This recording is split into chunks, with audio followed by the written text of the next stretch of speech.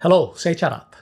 If I were to say that you are arrogant, you might be taken aback, but bear with me because I'm about to prove it. You see, every day we make countless predictions about the future, about the world around us. You see, the economy is a bit slow, but it will pick up. Or we say that, see, we are in the middle of a housing bubble. Just watch, real estate prices are about to drop. We're constantly forecasting, even without even realizing it. But here's the kicker. When reality unfolds and it turns out that we were wrong, our original predictions are conveniently forgotten or distorted. Instead of admitting our error, we insist that we knew it all along. So this is the hindsight bias, also known as the I knew it all along phenomenon, and it is a glaring sign of arrogance.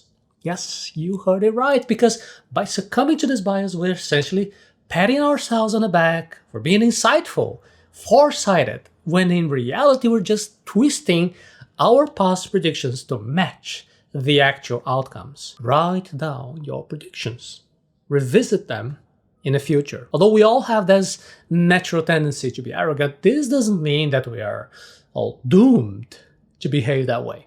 We can change. The first step to overcoming this bias and thereby shedding this unconscious arrogance is to recognize it in our own thought process.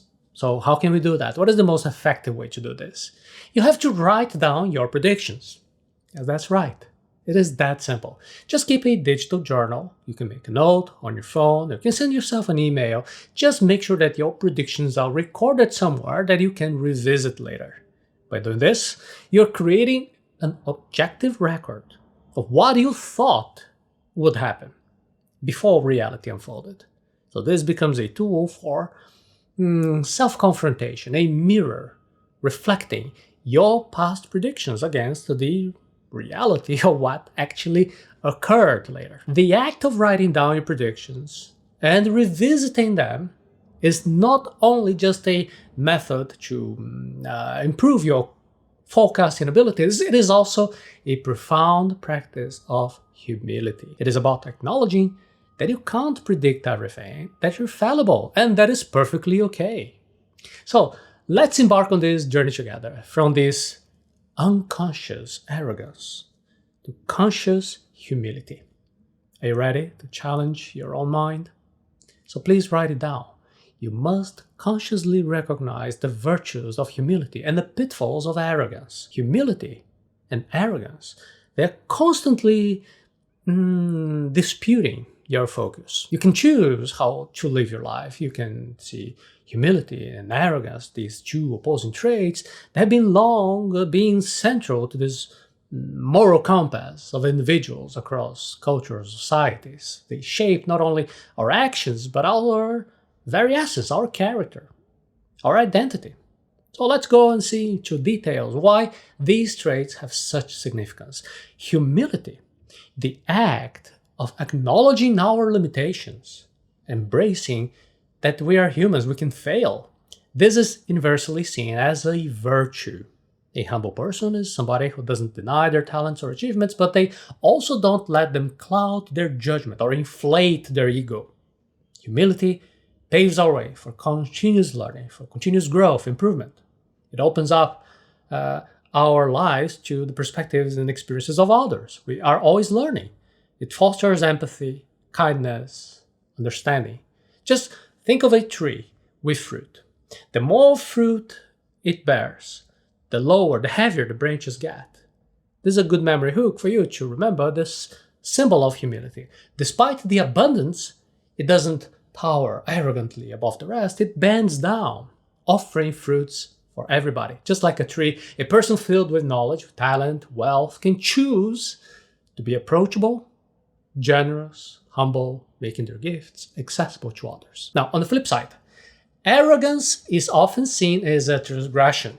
It is a refusal to accept that we can fail, a denial of our very human essence. In our training, Intelligence at Academy, we can learn how to use memory hooks, visual memory hooks, to improve our memory, just like that tree. And to remember arrogance, you can think of a balloon filled with air.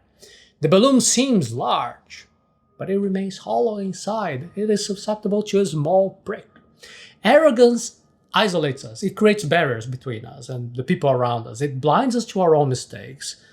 It hinders our growth or learning. So the arrogant person is somebody who has difficulty learning because they are hiding themselves behind perfectionism. Arrogance has a cost. It is this paralyzing grip of perfectionism. See, the arrogance often comes packaged with a need to maintain the illusion of perfection. We fear that any error, any misstep might shatter this perfect, carefully crafted image that we present ourselves. And this fear can be paralyzing. You know why? Because of the fear of making mistakes, the fear of not being perfect. It keeps us from trying new things, taking risks, stepping out of our comfort zones, expanding our comfort zones. It can even prevent us from delivering on our responsibilities because we're constantly second-guessing ourselves, worrying that our work isn't perfect enough. That's the problem. But here's the truth. Perfection is an illusion. As humans, we're destined to fail time and time again, and that is okay.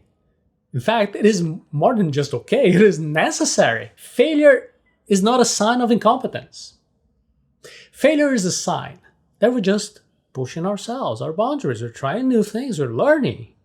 Every mistake is an opportunity for growth. It is a chance to do a little bit better next time. So let's embrace humility. Let's acknowledge our flaws, our mistakes, our failures. Let's free ourselves from the chains of perfectionism. We can open ourselves up to growth, learning. And remember this, the most successful people in the world are not the people who never make mistakes. They are the ones who make mistakes, they learn from them, and they keep going. It is very difficult to escape this hindsight bias because we do it all the time. A classic example that explains hindsight bias is when you're watching a sports match with a friend. The game is, by its nature, unpredictable, both teams equally matched, and suddenly one team scores. And then your friend or you turns to the other person and say, I knew they were going to score. It was so obvious.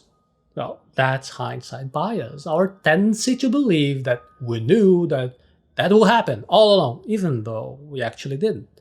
Hindsight bias is our tendency to believe after the outcome is known that we could have predicted, we could have expected it.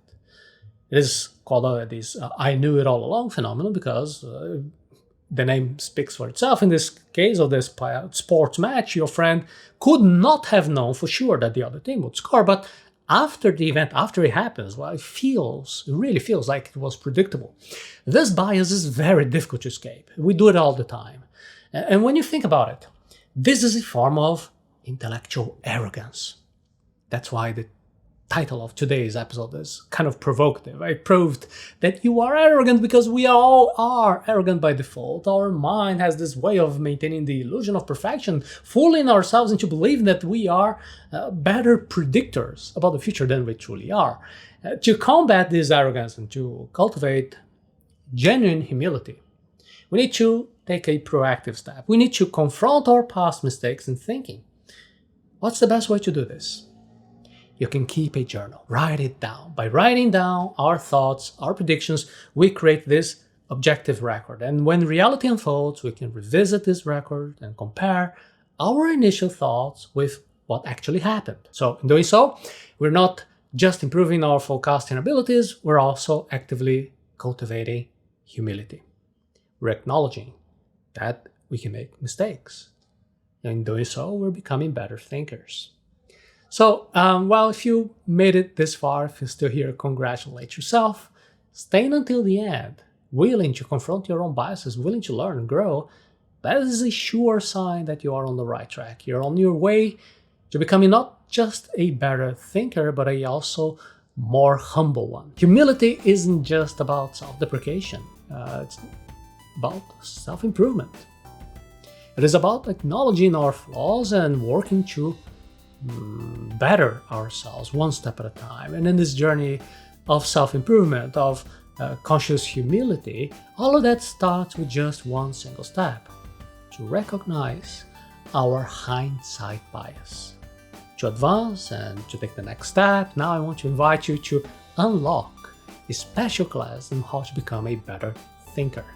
You can do this right now by visiting the link arata.se/intelligence.